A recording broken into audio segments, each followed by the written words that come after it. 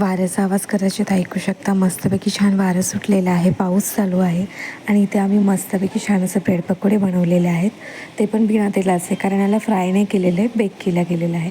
आता इथे सगळ्यात अगोदर बेसन घेतलेले आहे, त्यात ओवा, लाल तिखट, हळद, मीठ घातलेलं आहे. हवं तर थोडंसं सोडा घालू शकता. त्यानंतर मी इथे पाणी टाकलेलं आहे. पाण्याने याला व्यवस्थित आपल्याला मिक्स करून घ्यायचं. बॅटर अगदी थिक पण नाही आणि थिन पण नाही, मीडियम ठेवू शकता तुम्ही.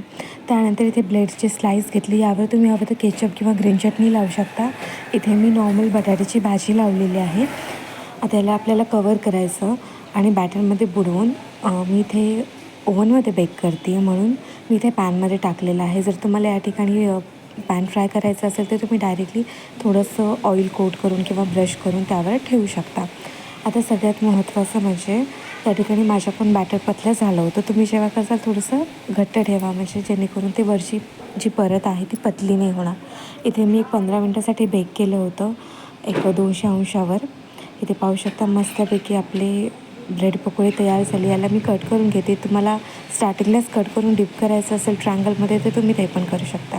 याला मस्त मेयोनीज आणि केचपने डेकोरेट करूया. रेडी आहे तुमचा ब्रेड